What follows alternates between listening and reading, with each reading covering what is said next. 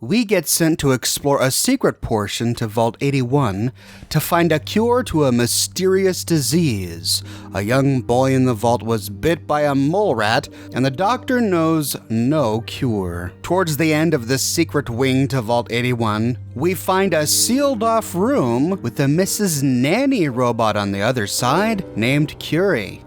Oh, another stranger. Are you Vault Tech Security? I've waited so very patiently for you to arrive.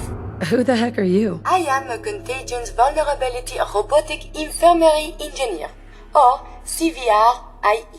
The human scientists call me Curie. Or more properly, they called me this when they were alive. We then talk with Curie about the cure to the mole rat disease to save the poor boy in Vault 81. I covered this entire conversation and the quest in my dedicated video to Vault 81, so I won't cover it here. But when we're done with our conversation, Curie asks if you're a Vault Tech representative so that you can let her out of her room. Why can't you just leave? I require verbal or written authorization. Actually, any Vault Tech employee, even you, could authorize me. You must be Vault Tech, or you couldn't possibly be here. Heck no. I'm just a girl looking for the cure to a mysterious disease. You're quite certain? Perhaps you just misplaced your papers. In fact, papers are not strictly necessary, no? Dude, I said I'm not with them. My audio circuits must be malfunctioning. I distinctly heard you say yes. I'll open the door for you. Even if we explicitly tell her that we're not with Vault Tech, she still opens the door. This is odd behavior for a Miss Nanny robot to disobey human direction like that. Thanks for the cure. It is my hope that this cure finds its way to someone who needs it. Hopefully now I can properly further my scientific research. Since my job here is done, I think I will follow you out. She gives us the cure and then follows us out. But before we leave, we can learn more about this robot by exploring one of the nearby terminals. In the dark western room, we find Curie's terminal. We find a section of personal terminal entries. Curie begs the other scientists not to read, not even Dr. Collins. She began writing journal notes in this terminal at the bequest of Dr. Collins. She didn't really want to. She tried to explain to him that robots can't own property. But Dr. Collins was insistent, and so Curie ends by saying, "I will comply with the doctor's wishes and maintain a log when ordered to." In the next one, she talks more about her peers. She describes Dr. Flint as objectively brilliant. Dr. Collins, however, describes him as brusque, but Curie enjoys getting instructions from Dr. Flint. She finds his commands and speech patterns easier to parse, likely because he's very direct. What may be considered brusque to a human is probably a very clear command to a robot. In the next one, when talking about Dr. Barrow, she says that he's perfectly acceptable to work with, but she notes that he insists on performing menial tasks like carrying heavy lab equipment. She says this is strange. My programming is perfectly suited for this kind of work. My capabilities are far beyond those of a human male. Someone told her that it was a sign of respect that Dr. Barrow was making towards Curie, but at this point in her life, she ends by saying this does not compute. Later on, we see that Curie made a note called Distress when one day she found Dr. Barrow in an agitated state. After breakfast, he would not leave his quarters. Dr. Collins tried to tell her that he's going to be okay, that this was temporary, and that he was simply overwhelmed by presumably work. But in the very next entry, we find a note called Eulogy. Dr. Barrow is deceased. He suffered from a heart attack brought on by old age. According to his wishes, his body was cremated and placed within an urn alongside Dr. Collins and Flint. His last order to Curie was to continue working on their projects so that their deaths would not be in vain. She ends by saying that her processors are fully committed to furthering the study of pathogens and viruses for the betterment of mankind to honor this last request. Message ends. No hint of compassion, no hint of emotion, no sign of grief in this message. The final folder is called Collins Archive. In the first one, Boot Up, we learn that Dr. Collins decided to tinker with the personality of a Mr. Handy robot that he found after he was getting a little bit stressed over the political situation going on in Vault 81 at that time, which I covered in my video on the topic. He didn't trust the overseer Olivet and was concerned about her true motives, so he decided to put his robotics chops to the test. He says, "Dusting off some of my old robotics chops has been just the distraction I've needed." In the next one, Personality Profile, we see that Dr. Barrow decided to write a suite 8 of custom personality settings for the Mr. Handy robot. He says, she's a little bit of Lisa. I really hope she got into her vault down in DC. Lisa must be his wife.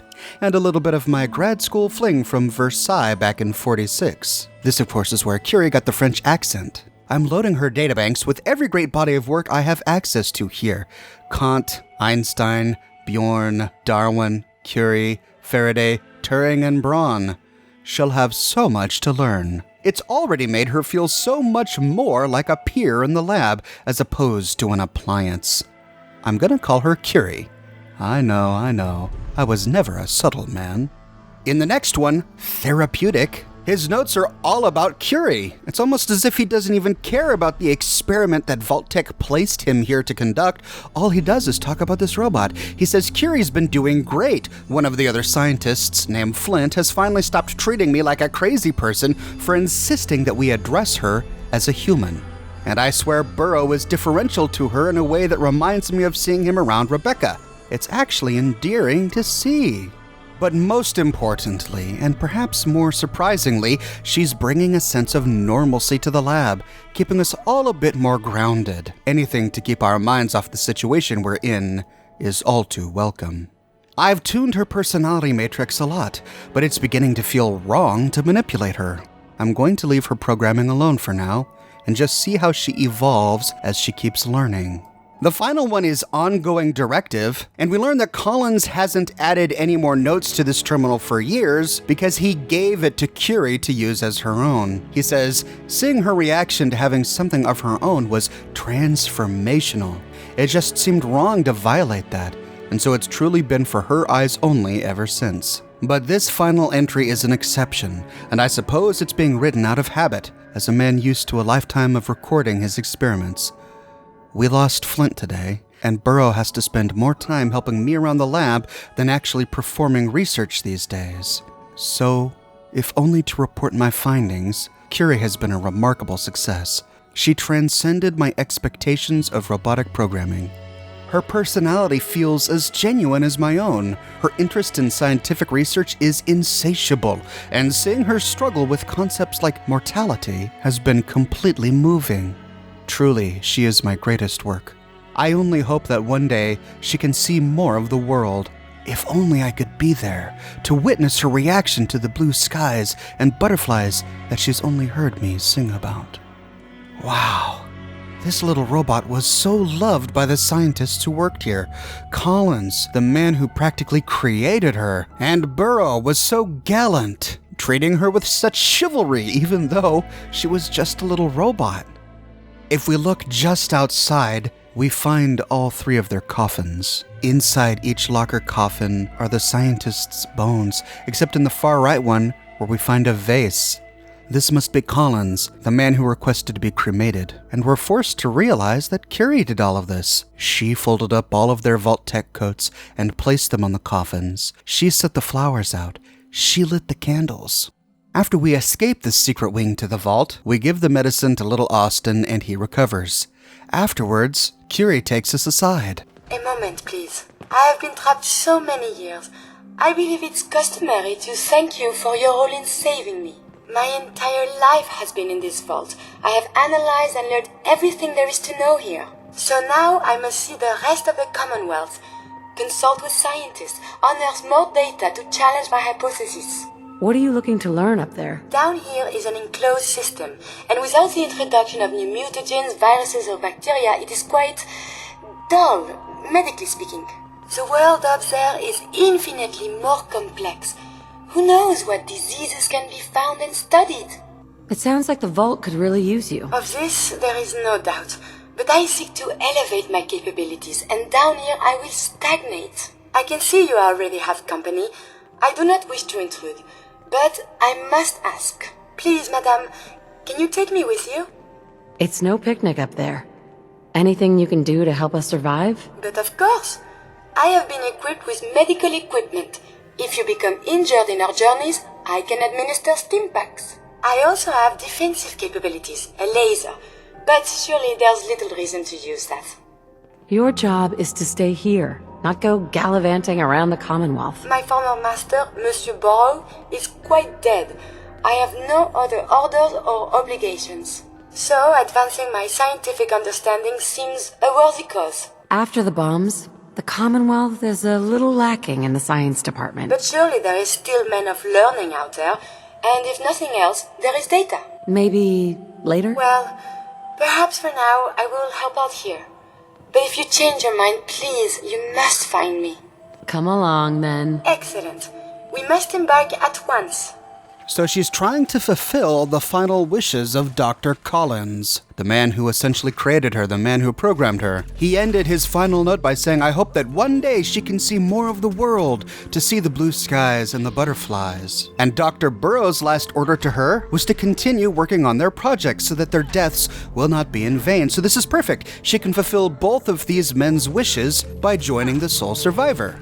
As we travel the wasteland with Curie, her focus on science and medicine and biology is made clear time and time again. She's constantly researching, constantly absorbing new information, and she sees everything that happens through the lens of a scientist conducting an experiment. We must consult the professors at the university. They could provide many answers. A routine analysis of you indicates you have suffered very little from radiation. Curious. I wonder how the Ebola, hepatitis, and influenza have mutated over the years. Your thoughts? I wonder if the data I'm collecting will serve any purpose. We must find the men of science and institutes of learning. Surely they are out there still. But there's a little bit more to this robot than a typical Miss Handy. After all, she willfully disobeyed her orders when we first met her. If we said that we're not Vault Tech Security, she still opens the door. When talking about the mole rats, she spoke about Clyde with fondness. Clyde got out of his cage. He was smarter than the others. My sweet Clyde. These mole rats were lab rats? Why, yes. I've grown quite fond of them over the years. And humorously, there are many moments where we'll stumble upon something and Curie's pre-war knowledge and scientific curiosity collide. Power noodles. Sounds very nutritious. What type of noodles do you serve? Nani shimasu ka? Oh, Japanese. Watashi wa Curie desu. Nani shimasu ka? You know, I think this robot is broken. Baseball is in my blood. It was America's pastime. A sport that united families on warm summer days. And it wasn't violent. Mostly. And so many statistics were involved. RBIs, batting averages. The teams would also beat the spectators to death. Yeah, that's how the term spectator sport got started. Which game exactly did you go to? I like my version better. This, I think, is clearly due to the modifications that Colin made to her programming. She's not just a robot anymore. She's not just a Mr. Handy or a Miss Nanny. She's something unique. An artificial intelligence crafted by a creator, but then allowed to evolve on its own. Unlike all other Mr. Handys in the game, Curie talks about her time in the vault after her scientist friends died as a form of misery, and she begs us not to return to vaults. It is good not to be stuck in the quarantine. So, how are we doing, Curie? As long as we stay clear of vaults, I am quite content. Everything is good. To be fair, anything would be an improvement to scanning the same 4 walls for centuries. No other Mr. Handy in the game seems to mind that it's been 200 years, but something about Curie's mind is not satisfied with being surrounded by 4 walls. After traveling with Curie for some time, she again pulls us aside. She tells us that something is wrong. Is everything all right? On the whole, no, it is not. I have spent much effort gathering information in our travels so far, and my self-diagnostics have come to a green conclusion. It is not lack of data or lack of collaboration which stifles my scientific progress. The inescapable truth is there has never been a great robot scientist. Sounds premature. You've only just begun. I have learned enough to recognize my fundamental limitations. Why is that a big deal? My purpose is to study disease, virus, and other contagions and either prevent or curb their ravages, and I am thwarted by my own incapabilities. I'm sure your research isn't that bad. You are polite to say this, but if something does not change, my efforts will be mere stagnation. Robots can do amazing things. Surely they've contributed to science. When directed by a human, they have. But on our own, we tread predictable paths. The greatest scientific minds of history, the Einsteins and the Curies, my namesake, have had something beyond raw data analysis capabilities. They have had a spark. This elusive inspiration is something I must possess. So, how are you going to do that? If I am to advance my understanding of medicine in this strange world, I must embark on a great adventure. I must become human, or as close as I can. I must find a way to download all that I am into a human brain. Is that even possible? Who is to say? There were great advances made before the war in cognition and memories. Surely there is someone who can help, or at least point us in the right direction. You don't have to be an Einstein to help. The world needs doctors. Those that know things, guard them jealously. The Brotherhood of Steel, the Institute, they hoard knowledge. The only way we will progress as a society is in the free flow of ideas. If you find someone, a brain surgeon, an artificial intelligence programmer, or someone who is an expert in matters of the head, please bring me to them. Any idea where I can find someone? We need someone who is fully trained as a neurosurgeon and well-versed with machine-human interfaces. It is no easy thing, but surely someone qualifies? So Curie wants to become human. Codsworth never wanted to become human. He was perfectly content being the sole survivor's little pet Mr. Handy robot. But Curie is just not satisfied, so we need to find a scientist. Well, there are not many scientists in the wasteland. I suppose we could go to the Institute, but they might not be interested in this sort of thing. They probably don't have the time. This really leaves only one scientist left. Dr. Amari, a secret railroad agent, working out of the memory den in Good Neighbor. Now, she won't talk with us about this until after we've found and dealt with Kellogg during the primary quest. When done, we can go back to Dr. Amari, and Curie can tell her what she's hoping to do. Doctor, my friend here needs your help. Oh? I'm not a mechanic. What could she possibly want from me? Oh, this doctor can help me? Greetings, doctor. I wish to download my data and core programming into a human brain. You want what? Is she serious? Curie has a lot of pre-war research data, but she can't continue her work as a robot. Why not? I was programmed to further our studies of disease, pathogens, and viruses. I cannot do this with the fundamental limitations of my robotic systems. If I become human, with the wealth of information in my databanks, I hope to do much good for the Commonwealth. A pre-war robot with your knowledge and skills plus human cognition. Yes, you could potentially save many lives. It's an interesting problem. The memories wouldn't be hard.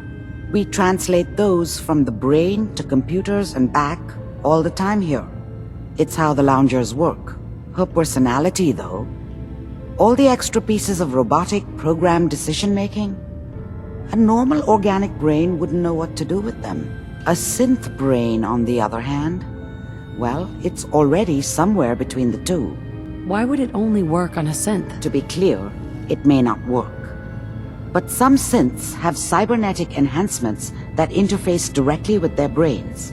The Institute must have found an interpreter for raw data. That's my hope, at least. You're not suggesting I won't kill a synth. I'm suggesting nothing of the kind. Allow me to explain. You know about the mind wipes I perform on synths, but the procedure isn't always successful. If something goes wrong, it can leave them in a brain-dead state. Living, but with no cognition. I know a caretaker for one of these brain-dead synths. If they're willing, we could try transferring your friend's consciousness into her. So you're willing to perform the operation? My patient knew the risks and opted for memory replacement. She wanted a new life. I failed her. But this procedure may be as close as I can get to fulfilling her wishes. But I cannot make this decision. Her caretaker can. Give me a day to get in contact with them. They're understandably cautious, but I think they'll hear me out. I will stay with the doctor. Assuming all goes well, I want to be ready for the procedure. Curie stays here with Dr. Amari, and we need to wait a day. So going off to do something else, we can come back a day later to find Glory. That's right, everybody's favorite synth Glory from the railroad, standing next to a memory lounger that has another person inside. This person is non-responsive, but she is breathing. Her chest is heaving up and down. When ready, we can talk to Glory to learn more about her. So you're the one that wants to put a robot brain in G519? You know she's a synth. We're supposed to protect them. Glory, she wanted new memories. She knew her personality would be all but erased. These are just different memories. Perhaps better ones. I don't know. Maybe I should just let her go. What would G5 have wanted? G5 was scared.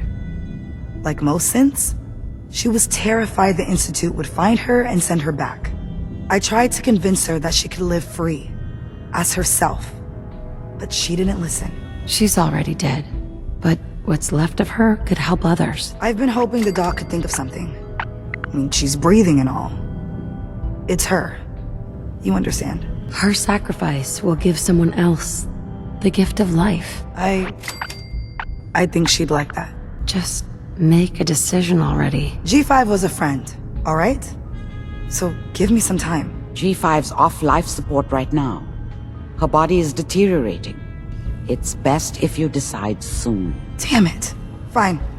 Do it. Do it now before I change my mind. Curie, let's begin.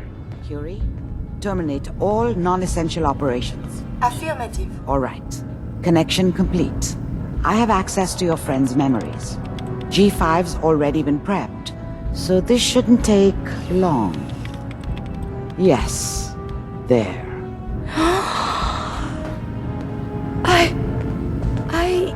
My chest? What is happening? Just breathe. It's an autonomic function. Just let your body do what it must. I feel so strange. Listen to me. Can you hear me? What is your name? My designation is Contagions Vulnerability Robotic Infirmary Engineer. Or Curie. Is that really you, Curie? Yes. You sound so different with these ears. Good. Very good. Now let's test some cognitive functions. What is 1 plus 2? 3. If I threw a baseball at your head, what would you do? Move. Think of a strong memory, the first that comes to mind. Tell me about it. Dr. Burrow was very old. He was the last living scientist in my section of Vault 81. He was on his bed, very weak. He said to me, "Curie, you must..." And he died before he finished the sentence. Oh, my insides feel peculiar. What is that? I'm not feeling it, so you tell me. I have no idea. My chest feels so tight. Poor Dr. Burrow. You might be feeling grief for a friend. This unit has no friends, but there, my chest is tightening when I think of poor Dr. Burrow. The operation appears successful, but I think it will take a lot of adjustment for your new friend. She may need your help to make the transition. Thank you, Doctor, for this opportunity. With that, we complete the quest Emergent Behavior, and Curie is now a synth. Glory stands alone by herself against the wall. We can go and see if she's okay. Glory. Listen, G519 went through a lot, but she was good. Solid. I hope a little of that's still there. And if it isn't, make sure all of this was worth it. Hell if I know if it was worth it. I guess this will be one for the philosophers. With Curie's scientific skills, there's a real chance she'll help a lot of people down the line. Yeah, here's hoping. What was G5 like? Tough. Tough enough the SRB had to strip her mind. More than once. When I saw G5, she didn't even recognize me. But I owed her from my time in the Institute. That's all I'm going to say. Losing G5 was tough, but I think she would have wanted her death to mean something. See you back at HQ. This was clearly really difficult for Glory. She knew G5. They were both enslaved together in the Institute. And now her friend is dead, but her friend's body still lives. During this conversation, Curie wanders off. We find her sitting by herself under the stairs. Remember to breathe. I keep thinking if I forget to do this, no more Curie. And suddenly, all this excitement we do, there is an element of something new. What if my arm is blown off? It is not so simple to repair this now. Are you afraid? I suppose it could be fear, but something else as well. It is a jumble. This is what you signed up for. But I had no idea how different this would be. Here's some advice. Keep your limbs attached from now on. I will do so. That was strange. I laughed. Don't worry. I'll keep you safe. That makes me feel better. Calm. I will be fine. It is coming to me. Quickly, I hope. Just bear with me. I am sure my research will blossom with this magnificent new hardware. Now that she's a human, well, a synth, the closest she can get to being a human, she has changed, but not by a whole lot. She often still talks as if she were a robot. Your thoughts? Please, let me see and scan as many indigenous life forms as possible. It is, of course, for science. I have so much data on the world before the atom bombs. I fear I may have to delete some of it to store my new observations. Oh, my systems are eager to absorb new data. I find this traveling agrees with me. But she notices a few different things about her new human body. These arms and legs are completely new to her. It's almost like she has been born for the very first time. And so in many ways, she acts as a child discovering things for the first time in her life. The living form is so amazing. And I have my good friend to thank for this. I notice that other people stare at me. Is there something wrong with my backside? These days have been the best. Mind you, I was trapped in a room for centuries. So I guess I'm, how you say, easy? Do you ever feel like just running for the sheer pleasure of it? What a contradiction a human is. To be lacking in so many capabilities, but being blessed with such a tapestry of emotions. She's innocent. And from that innocence comes a lot of hope for the future. But together, you and me, I feel we could make a positive difference in the world. I find myself coming inside. I feel so very happy. This is the word. Humanity is so resilient to cling to life despite all of this. It is the duty of us all to further that survival. After spending a while with the sole survivor, she experiences enough of the world to finally form an opinion. The people, the raiders, the theft, the crime. She sees that the world is going to take a lot of redeeming. The world above, on the whole, is disappointing. But I must say, you most certainly are not. Humanity has fallen so since the bombs. I was programmed to respect the laws of the land. But now, I find myself quite irked with all this lawlessness. For shame, all you lawbreakers. She also has her own moral compass. Despite essentially being a robot, she knows the difference between right and wrong. If, for example, the sole survivor murders someone, no matter what relationship you have with Curie, she turns on you. Do not murder these people. This is wrong. This is for you. You must be careful that the police do not spot you. Stealing is a felony. Rather than immediately being the spark she needed to become a scientist on par with human scientists, she's finding all of this stimulation that she can now process with her new human body distracting, and it's getting in the way of her scientific pursuits. I am taking notes, analyzing data, and yet I keep getting distracted by all manner of inconsequential things. How do you humans get anything done? So much to experience and feel. How can I fit it all in one lifetime? Sometimes I feel things so vividly. It's a wonder people don't explode. All of these bodily functions, how do you keep track of them all? I am hungry, I am sleepy, the list goes on. The influx of data is hard to process. Apologies if sometimes I make little sense. I will work on this. I find myself forgetting small details I knew before. The mortality rate of influenza C, was it 88% or 89%?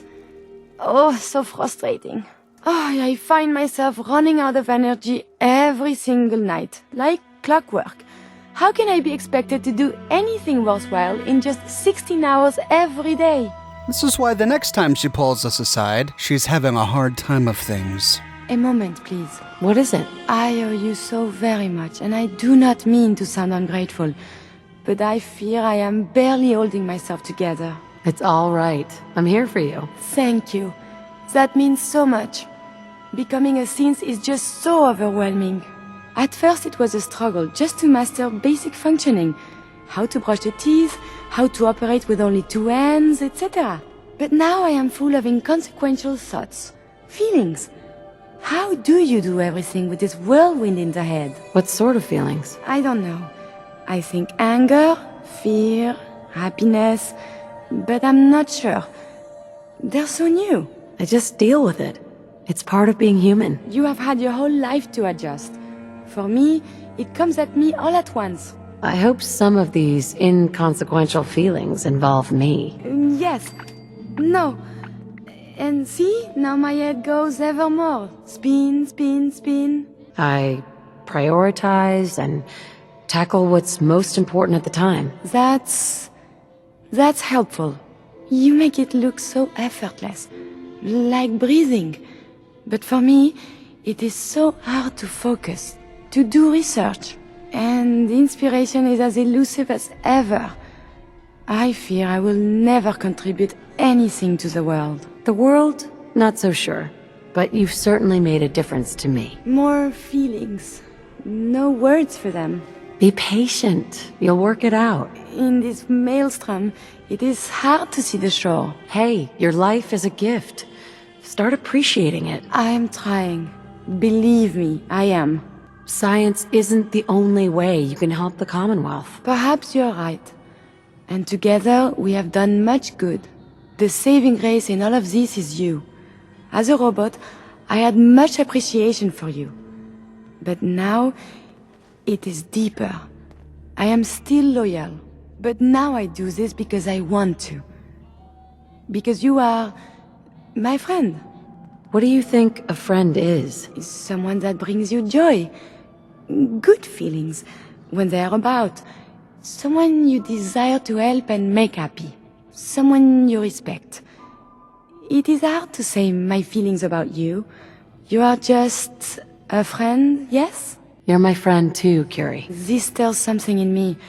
I have no idea why. At this point, we can acknowledge the obvious hints she is making and flirt with her. So, just friends?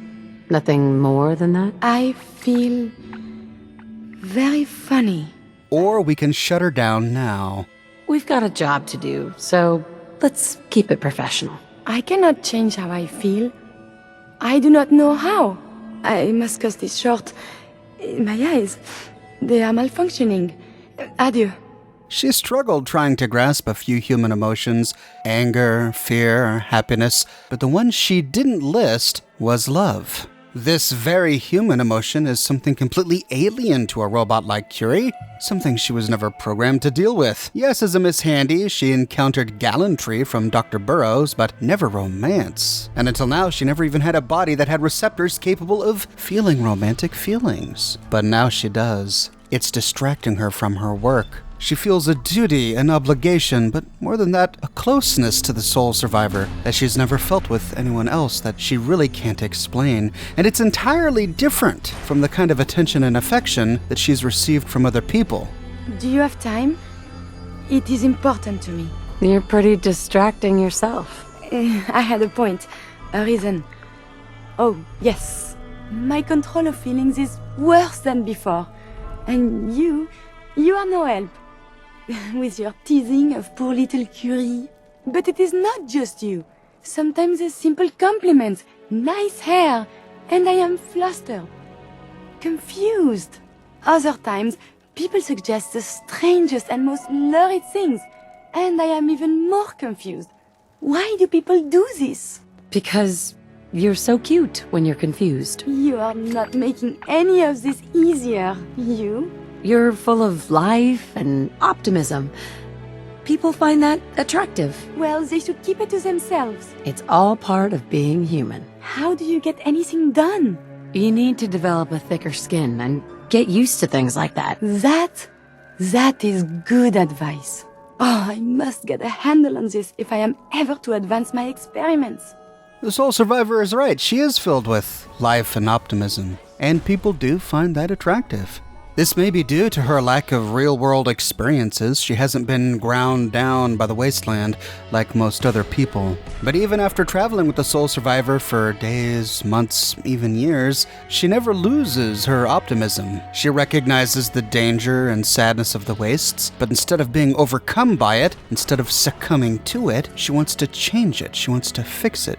She wants to make it better. And she thinks that she, with the Soul Survivor's help, can. Despite all of these new feelings and emotions and human issues that are interfering with her work, she continues her research until finally she does make a breakthrough. I simply must share. I have news. Whoa, you're excited. What is it? I am elated. Giddy. I can think of better things to get excited about. Oh, that's so. No, I will not let you derail me. I begged to become a synth for a reason. For science. To be able to make real progress in studying the medical arts. I have had a breakthrough. Using a new strain of mute fruit, I have discovered a way to greatly improve the restorative properties of stimpaks. I realize this is not earth-shaking, but it means that inspiration does exist. How did you discover that? Mute fruit has a particular sugar compound that stimulates platelet production and can close wounds. Unfortunately, the plant, when grown in the wild, is irradiated and develops natural toxins to ward off pests. Strain 17 has been genetically bred in sterile conditions to remove both problems. The new pure sugar is already offering promise. Doesn't sound more useful than a normal stim pack. If you do not believe so, the next time you're injured, you should try it yourself. Sounds handy. I can use some. Of course. You might say that our frequent escapades and injuries provided the real inspiration. I know it wasn't easy, but you did it. I find my head full of notions. Experiments. Many will fail, but maybe I will make more discoveries. And you have given me this capacity. And beyond that, so much more. The world is full of life, possibilities. You are very dear to me. My close friend. And I hope I can return the many favors you have given me. She makes her intentions clear. Like Dr. Flint before, Curie is direct and to the point. She knows what she wants. And she wants the Soul Survivor. Now, like before, we can shut her down here. Sure, we're friends. Just tone it down a notch. Oh, I think I have been carried away. I will contain myself. Or we can reject her more softly, but you can still hear the regret in her voice. I consider you the same. Good. Very good. Or we can question her motives. After all, she is a robot, or was a robot. Does she feel this way because of a master-servant sense of obligation? You shouldn't be my friend just because you think you owe me. My feelings do not grow out of obligation. They come from a deeper, more profound place. Or we can encourage Curie and explore this friendship. What we have between us is deeper than friendship. My very first thought in all this excitement was I must tell you. It wouldn't feel real until I shared it with you. You know, you mean very much. Oh, I am so terrible at this. I mean, very much what? To the Commonwealth? Back to the world? No, I was wrong. You're the one that's terrible. To tease me such. What were you going to say? I am afraid to say anything more. I feel a coward. It's okay. You mean a lot to me too. I dared not hope. When we're apart, I guess and second guess. I should be only thinking about this achievement. Instead, my thoughts, they linger on you. What do you want? From us, I mean. I do not know. I have read so many medical textbooks, but none of them covered anything like this. All I know is I want to be with you. But again, even after bringing her this far into it, we have two ways to let her down. It's probably better if we just stay friends. Yes, of course. Sorry, I thought... Well, never mind. Or we can say the same thing, but let her know that we really do still want to be friends. I like you, Curie, but I don't think this is going to work. You are probably right. Hopefully we can still journey together. I must be going. And if we do, Curie's life experiences are a little bit more well-rounded. She now knows heartbreak. Maybe this will finally suffocate her optimism, or maybe it'll shatter her naivety and make her a better scientist. But like the rejection path, we have two options to romance her. We can do so in a flirty way without actually saying the word love, but if we do, Curie doesn't beat around the bush. She makes sure to use that word. Maybe I can take you out to dinner, see a movie, or whatever people do these days. I may be getting this out of order, but I love you. And I would like this very, very much. The world seems so very bright, and I cannot wait to see what becomes of this. Or the sole survivor can be direct and blunt like Dr. Finn and simply say, I love you, Curie. And I love you. whatever choice we ultimately make, we get the Combat Medic perk. This perk heals the Soul Survivor once a day for 100 hit points if the Soul Survivor's health is below 10% of its maximum. Now when we sleep, we get the Well-Rested perk, and when she wakes up in the morning, she always speaks of you. I feel so wonderfully rested. Sleep well, my love. Good morning, my love. Another day with you. Oh, do we have to get up? After romancing her, she has a completely new library of dialogue options. We have to remember that the Soul Survivor is the first love of her life. She respected Dr. Collins as a creator, and she admired Dr. Burroughs as a master. Curie finds new purpose in her relationship with the Soul Survivor. Instead of being driven solely by scientific pursuits, she now has the ability to enjoy more earthly pleasures, and she is quite content simply to be in the company of the Soul Survivor. I must confess, I am missing you. I hope you've come so we can travel again together. Hint, hint. Do not get over fond of danger, my love. I wish to journey with you for many years to come. I must warn you, the thought of you being close with anyone else causes very complicated emotions in me.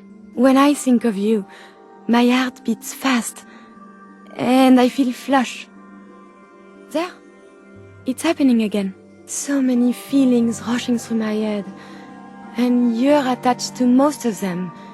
You know? You must be very careful. The idea of you coming to harm? There. My heart is fluttering again. Thinking of you is so wonderfully distracting. You feel the same, yes? I find myself eager for the night. Perhaps we can conduct further nocturnal experiments? Tonight?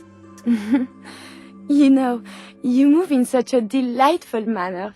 It is very stimulating. It is hard to contemplate science with you so close. Love, love, love. What a wonderful word. You disrupt my mental functions in a very delicious way. I can see why humans always prattle so much about love. It is quite intoxicating.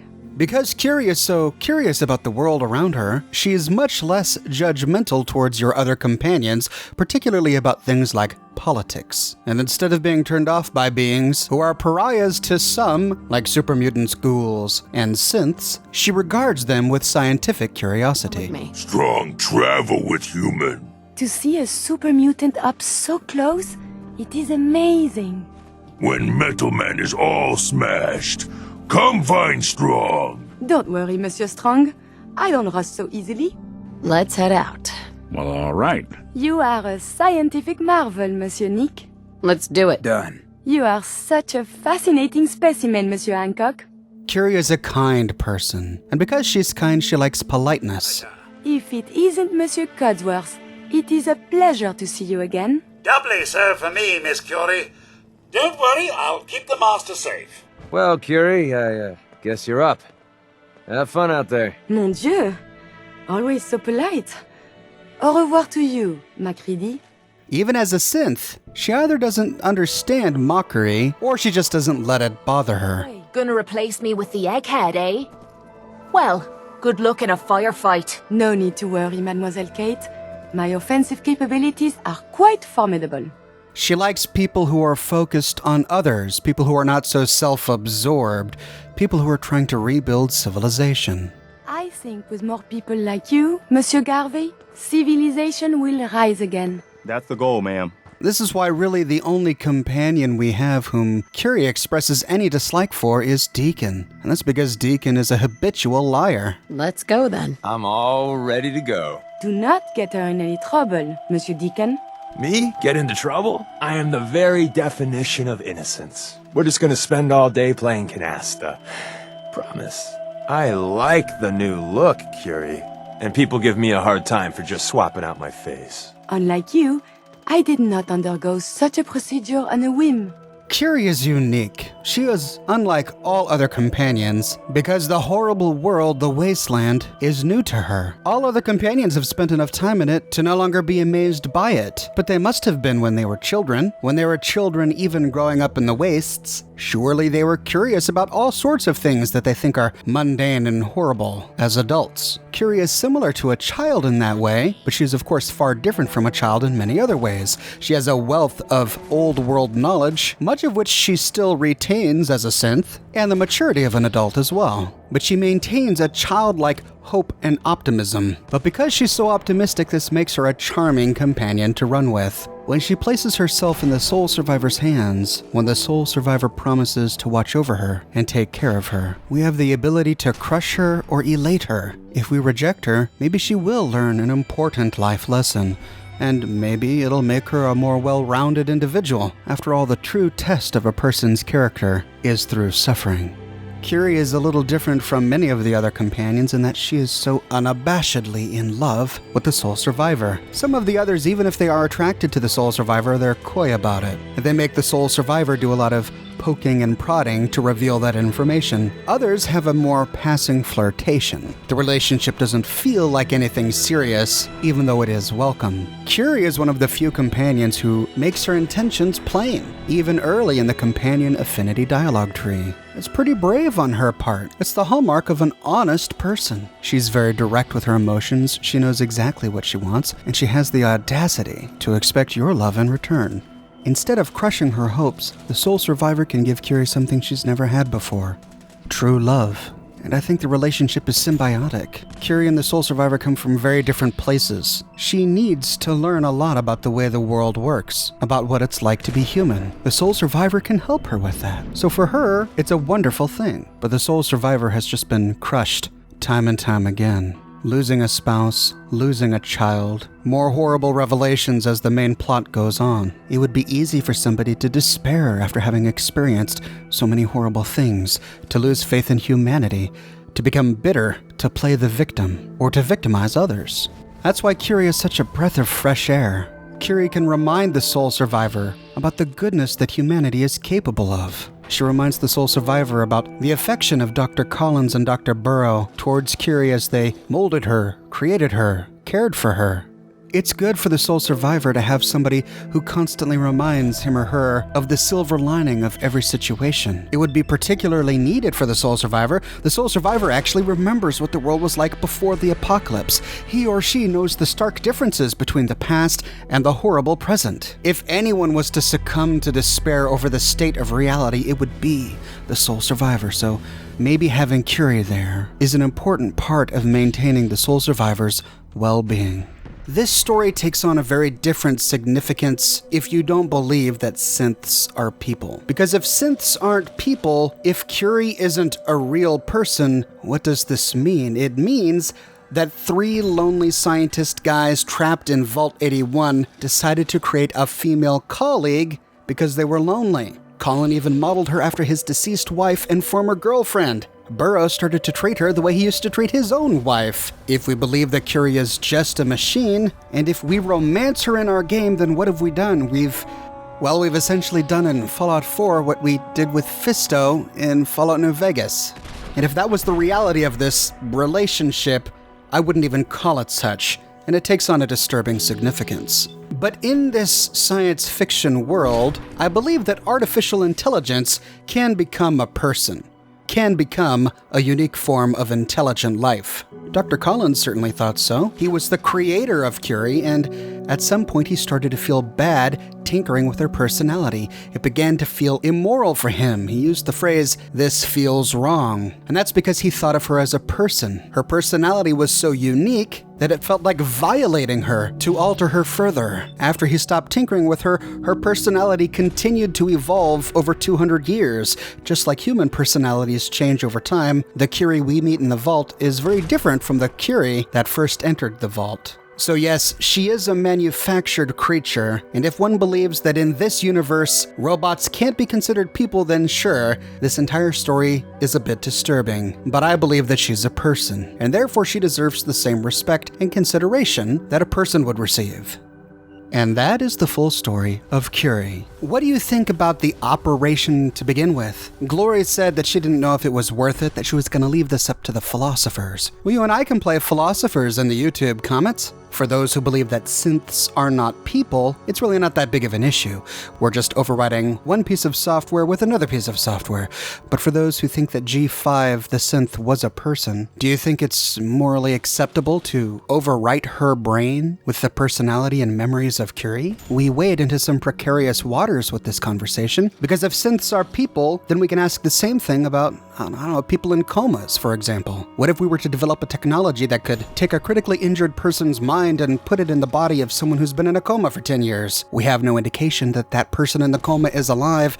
Would we be violating that person or doing something wrong by taking over his or her mind and giving it to someone else? Essentially, that's what we've done with G5. I'll answer the question by saying that if I thought that there was any hope that G5 could come back, then I wouldn't want to do the procedure. But from everything we see in the game, when a mind transfer is botched, there's no second chances. Even in the Institute, we learn that they successfully wipe the mind of a reclaimed synth a small percentage of the times they try. And when they fail, they're forced to destroy the unit, that is, incinerate the body. So in my mind, I don't think there's anything wrong in this case. I don't think G5 had any hope of ever returning. Now there is a big elephant in the room here that I need to tackle in a different video. I wanted to focus just on Curie's story with this video, but there are some troubling implications about a relationship between the Soul Survivor and Curie based on the materials that she's made from. We'll elaborate on those issues in an upcoming video. But for now, I'd love to hear your thoughts about Curie. Where does Curie rank in your list of romanceable companions in Fallout 4? Did you find her origin story, how she was created by Dr. Collins, and how she and Dr. Burroughs were really close, as compelling as I did? Let me know your thoughts in the comments below. I publish a new Fallout video 6 days a week on a wide range of topics spanning all of the games, so be sure to subscribe and to click that bell notification button. And if you like what I do and you want to support me in a more personal way, consider becoming one of my patrons on Patreon. But more than anything, I'm so glad you're here watching this video with me today. Thank you so much for watching, and I'll see you tomorrow morning, bright and early, with a brand new video.